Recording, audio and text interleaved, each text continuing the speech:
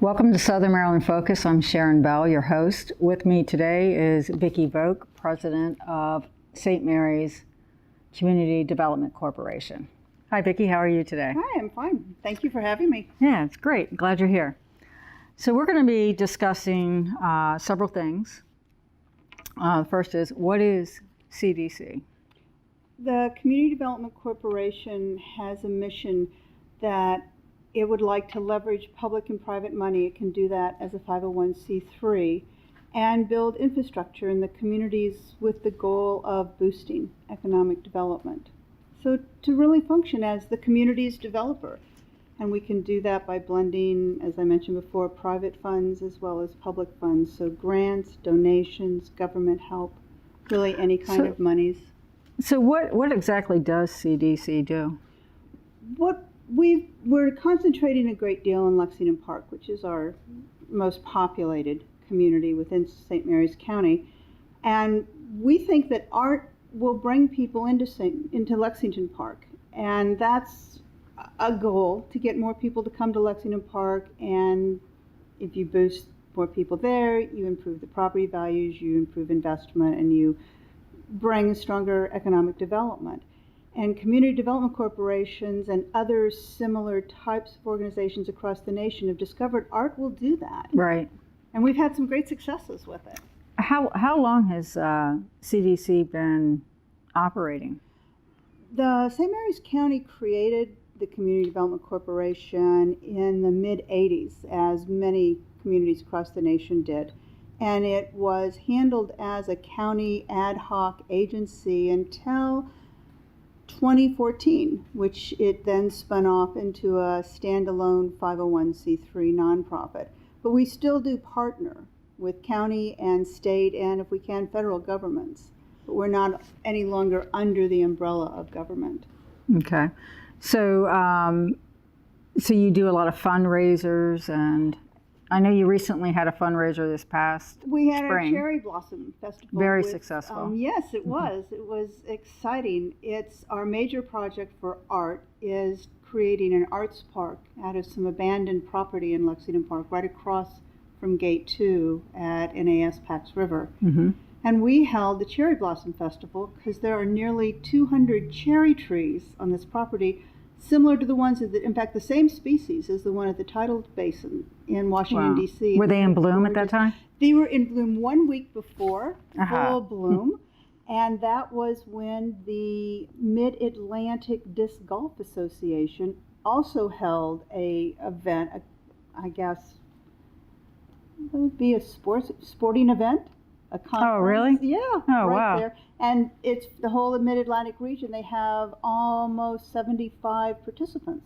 Really? And this year, they always try to schedule in April, they got the perfect cherry blossoms. So we're going to probably switch weekends back and forth as we go forward. So about how many people showed up? We had like 750 people. Wow. We had and by art, we don't simply mean painting. For example, we had a costume dog parade, which was pretty creative. Yeah, that's pretty neat. We had frisbees, because there's a lot of areas, open Well, you're areas in in the park, and there's a lot of space that's available for folks. We made mosaic tiles, which we've just recently adhered to cinder blocks, and we'll be building totem poles of these mosaics that Wow, community how beautiful. members made. Wow. Yeah, people will really, really like that. I hope so. We had a lot of fun. So how many participants did you get with the art, with actually submitting art for the contest? We had a mural contest, right. At the Cherry Blossom Festival, we announced the winner, who is Lynn Westcoat, and we chose a jury of artists selected from 10 contestants, and we had all of them displayed at the Cherry Blossom Festival in the Three Notch Theater, which is right at the corner of the Arts Park property. So it fits really well. And we've had 3 murals now put up. We have the one on the back of our building. Right, which is great. I know. Yeah, at yeah, Great that's Mills really nice. Road and Shangri-La. But Lexington Park Library has put up 2 more of them. One in their outside pantry, which is an open pantry for folks, and another one was just finished inside the lobby. Well, I have to make sure I go down there and take a look at that.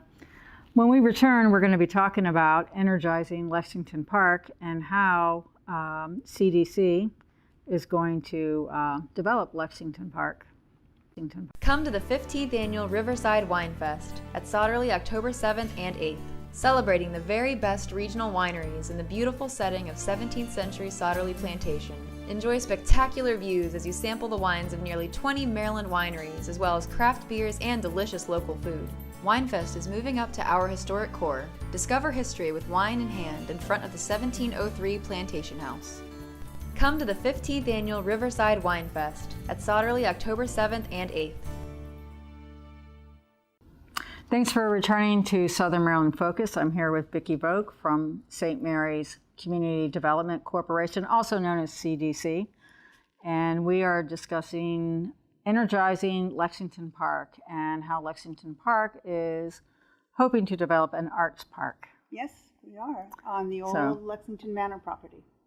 That is awesome. So about how many acres is that property? The whole subdivision was more than 80 acres, maybe as much as 88 acres.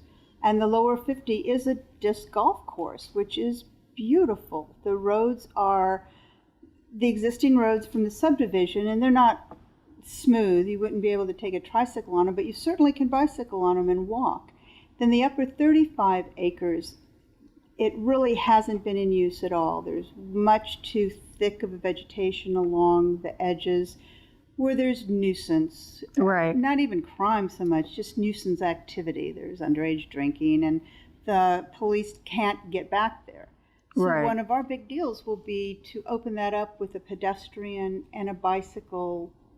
So you have like infrastructure going on within the park itself? So that we have lights there, that we have a walkway there, and you should be able to see from Willows Road all the way across to Coral if we can accomplish it like we want to.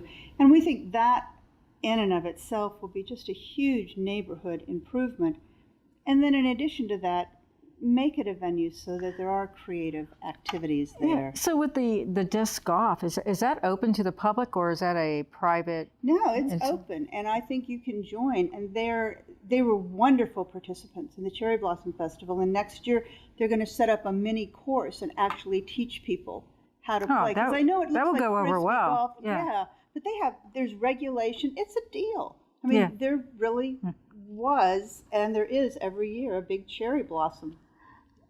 So to get the park running and to get people to come to the park, what really needs to be done to We're working, of course, very closely with county government because it is county-owned property, and the Recreation and Parks Department is looking at putting this into their master plan as an arts park, and that will let us begin to look at, as I mentioned before, public grants for government money. Probably some state money, and then we will try to match it. For example, we have an idea. We want a lot of street lights, but maybe each street light could be a piece of art. And perhaps the Baynet would like to own a street light and commission an artist and have that done for them. So that's how we try to blend public and private money so that it becomes all of ours as a community. So now are the commissioners and Park and Rec, or is everybody? Everyone has been great, extraordinarily supportive. Nobody wants to see 35 vacant acres. Well, it would be great to have a park just to have a place to go, but also an art park in our own community. And we're finding, again, across the nation, this does bring people out. And we found that 750 people came.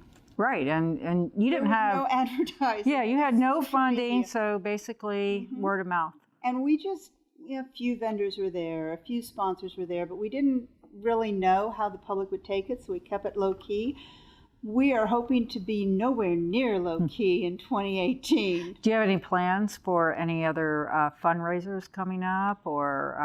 We're looking at a number of different grants. We do have a wonderful working relationship with St. Mary's County Arts Council, and they are looking to help support more murals. So we are very interested in walls. If you have a wall, we need a wall in Lexington Park. We think we have some really interesting art. And really? the building owners, we have a juried contest so that it's outside of us who selects what art goes in. But the building owner does have veto power. We aren't putting something on someone's building that they don't desire. Right. So infrastructure, like getting into the park, because I know like in rush hour, Great Mills, Route 5, I mean, it's very congested. So and just even just to get over in that area and within the park itself.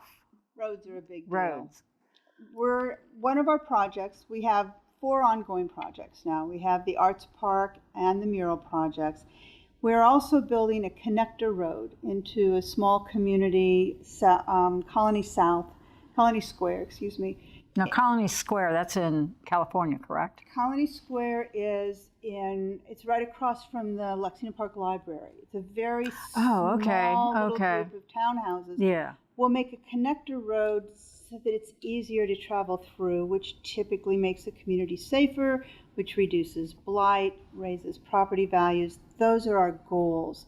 There are 16 connector roads in the Lexington Park development plan, which is an excellent plan. I can't thank the county and the planning commission enough. And we want to follow that. Would that be 16 different entrances into the park? Not to the park, but throughout Lexington Park, trying to make it an easier access to get around, because as you know, right now everything is pretty much you have one road and then it's just sort of awkward. Right. But the side roads don't connect.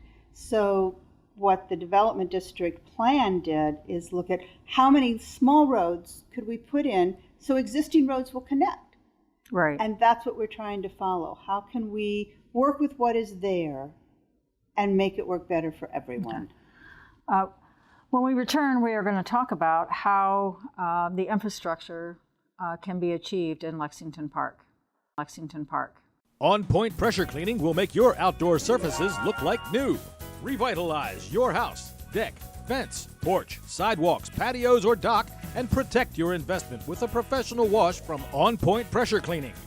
On Point Pressure Cleaning uses just the right pressure needed to properly wash all of your outdoor surfaces. We only use eco-friendly cleaning solutions so we can clean thoroughly without damaging the environment. Restore your home's beauty. Call On Point Pressure Cleaning today. Pressure Cleaning today. Thanks for returning to Southern Maryland Focus. I'm here with Viki Volk discussing the infrastructure in Lexington Park and what needs to be done to develop the infrastructure. And I think infrastructure is a lot larger of a concept than just roads. Mm-hmm. But roads are awfully important. We need it to be easier to get into Lexington Park core. If you just want to drop off dry cleaning, pick up a quart of milk, we need to make it as easy to get on that side as it is up and down 235. Right. And again, going back to the land use, the development district plan for Lexington Park, it has a lot of those connections. We also need to look at how can the Metropolitan Commission be helped, because it's extremely expensive to run a water and sewer company in a rural area. Right, definitely. And we want, in Lexington Park, where we want more and more business to come, we want it easy. We want it like plug and play. Right, so you have to be able to get to the merchants that are in Lexington Park.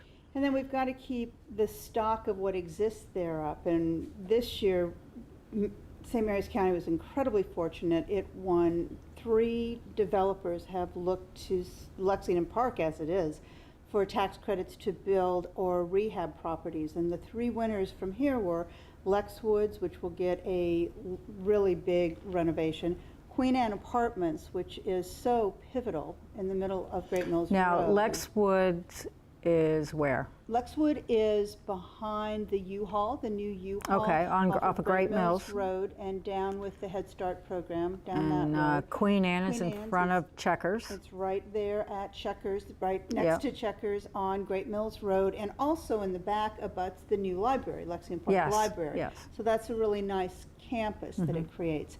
And then on Peg Road, Patuxent Cove, a new 60-unit apartment complex with a preference for veterans for a percentage of them. That would be new construction. And they all 3 won tax credits. So they're now looking, tax credits are no longer worth what they were before the election for whatever banking reasons. So they're looking for some alternative savings, different mechanisms, so that all 3 of those projects can move forward. And in this way, we would have better housing for people who live and work in Lexington Park, another big deal. The park Would be improved housing, for sure. Yes, it would be. And all Yeah. of the tax credits, what they require for the winners is that you keep rents affordable so that people working at a mean family income, which is kind of low compared to some of the salaries on base, can still find housing Right. locally. It's kind of a tough balance. And of course the park, that's big Yes. infrastructure. Now, how about bus? Are there any buses that come down to Lexington Park to get people in and out? There's 2 bus systems. We are talking with the possibility of an intern looking at merging them, and not as into one system, but coordinating better. The county runs the STS service, which has a lot of buses running in Lexington Park, and MedStar St. Mary's Hospital through a health enterprise zone also has a shuttle service working in the Lexington Park Now, area. MedStars, is that their big complex that they're building down They're in one of Lexington the Park? major partners in that. That's at Chancellor's Run Road and Great Mills Road. That's East Run, being built by Cherry Cove, a tremendously important developer in Lexington Park. Cherry Cove has done Absolutely. a lot of work and has always been in Lexington Park working to keep a good housing stock there and building infrastructure. In St. Mary's County, typically the private developers are who build the new roads, build the new sewer systems, build the infrastructure. And that is what we're trying to do for the community as a whole, is to come in and be the community's developer and build the infrastructure we need here, whether it's a road connection, helping Metcom, building a park. And all of that increases the value of the property, draws new investment, economic development. And that's our goal. Well, there's definitely a lot going on in Lexington There Park. is. Yeah, you have a lot to do. I do, and I like it. That's great. On our next segment, we are going to be discussing how CDC and others are going to increase the property values in Lexington Park and everything that's going on. And I want to definitely say that's not raising taxes, that's increasing No, not value. raising We're taxes, not just into that. yeah, just the value. Thank you for joining us. Again, on our next segment, we are going to be talking about increasing property values only in Lexington Park. Thanks. Thanks for joining us. Thanks. Thanks for joining us.